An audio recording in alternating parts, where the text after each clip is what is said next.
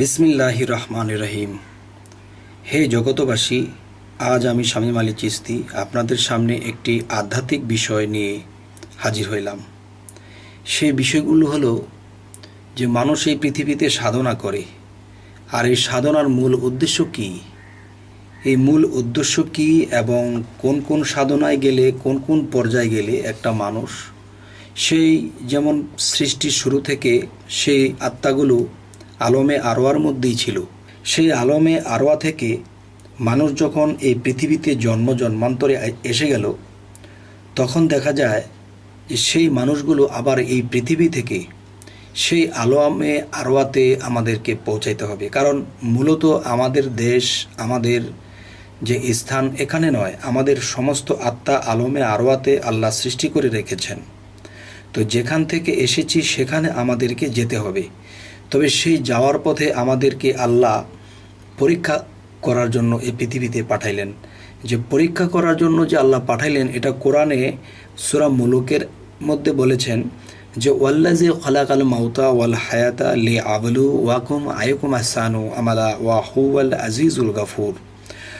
অর্থাৎ মানুষের মৃত্যু ও জীবন আল্লাহ সৃষ্টি করেছেন পরীক্ষা করার জন্য। তোমাদের মধ্যে কে কর্মে, সাধনে, চরিত্রে, প্রেমে উত্তম, তিনি একমাত্র সেই পরাক্রমশালী আল্লাহর সাথে মিশবে। তো এখন কিছুটা সাধনার কথা তুলে ধরব, আর যারা শরীয়তের জগতে আছে তারাও যেন বুঝতে পারেন, সেখান থেকেও আমি কিছু একটা বলবো।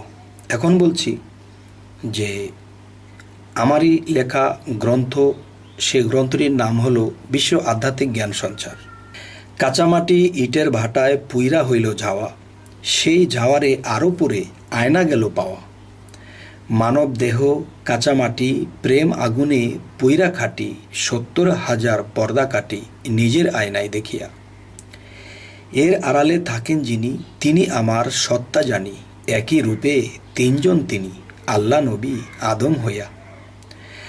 বাতাস আছে নিরাকারে দেখতে যদি চাও তাহারে, বাতাস আছে নিরাকারে দেখতে যদি চাও তাহারে, বিজ্ঞানেরও সাধ্য নাই রে সত্য সাধু ধরো যাইয়া।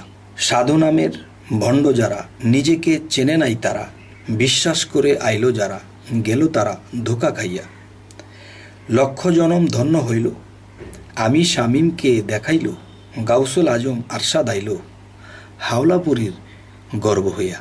সেই হাওলাপুরীকে, যিনি চিটাগাং হাওলাপুরী অবস্থান করছেন, তিনি এখন সেখানে তিনি যে আছেন তার রওজা মোবারক।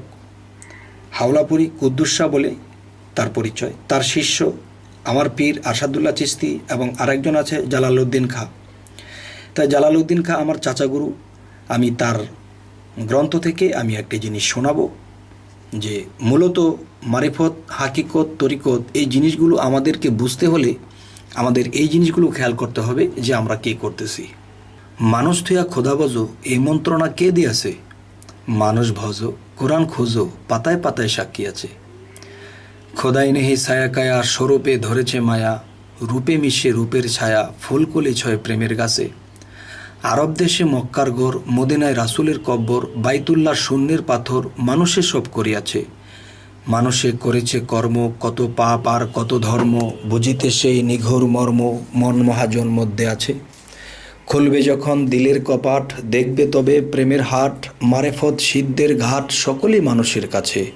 এবার সৃষ্টিরও আগে পরোয়ারে, মানুষের রূপ নেহার করে, ফেরেশতারা যাইতে না রে, মানুষ তথায় গিয়াছে রে। মানুষের সঙ্গ লইয়া পৃথিবীতে জন্ম হইয়া, খেলতে হইল মানুষ লইয়া, জাত বিনি কি জাত বাসে। এবার মানুষের ছবি আঁকো, পায়ের দুলি গায়ে মাখো, শরীয়তটা সঙ্গে রাখো, তত্ত্ববিশদ গোপন আছে। জালালে কয় মন্দ্রে পাজি, করবে কত বেলে হাজি, ওরে মানুষ তোর নায়ের মাঝি, একদিন গিয়া হবি পারি। হে জগতবাসী, শেষ ফিনিশিংয়ে কি বলা হলো? শেষ ফিনিশিংয়ে বলা হলো যে মানুষ তোমার নায়ের মাঝি, একদিন গিয়া হবি পারি। তা আল্লাহ কি বলেছেন? খালাকাল ইনসানি।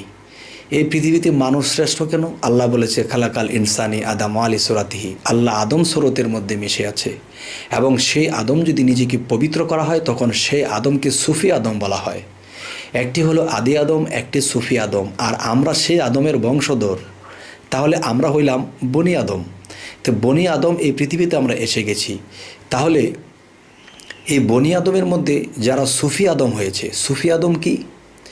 সুফি আদম হলো যে নিজেকে পবিত্র করেছে, তার বাক্যে আল্লাহ কথা বলে, তখন আল্লাহ বলেছে আমি সেই আদমের মধ্যে বিরাজমান আছি এবং সেই আদমের স্টেটমেন্ট নাও, সেই আদমের কথাগুলো শুনে বুঝে তোমরা সাধনার পথে আগাও। তখন মনে করো যে সেই মুর্শিদ নামের যে আদম, আমি তার রূপে এবং তার অন্তরে এবং তার জ্ঞানে আমি বিলীন হয়ে আছি। যদি তোমরা তার কথা মানো এবং সেভাবে চলো, তার সাথে প্রেমের বন্ধন আবদ্ধ হও, তখন দেখবে একদিন তোমরা ইনশাআল্লাহ পার হয়ে যেতে পারবো। হে জগতবাসী, আজকে শামীম আলী চিশতি আমি এই কথাগুলো আপনাদের সামনে উত্থাপন এ কারণেই করলাম যে এই বিষয়গুলো অনেকেই মাথায় রাখে না, বুঝতে চায় না। তাই আমি ওই ধরনের ব্যক্তিদের জন্য এই কথাগুলো পেশ করছি। হে জগতবাসী, তো আশা করব আমার এই কথাগুলো বুঝতে পেরেছেন। তো আজ এই বলেই রাখছি, আগামীতে কথা হবে, দেখা হবে ইনশাল্লাহ। আজ এ পর্যন্তই। আল্লাহ হাফেজ।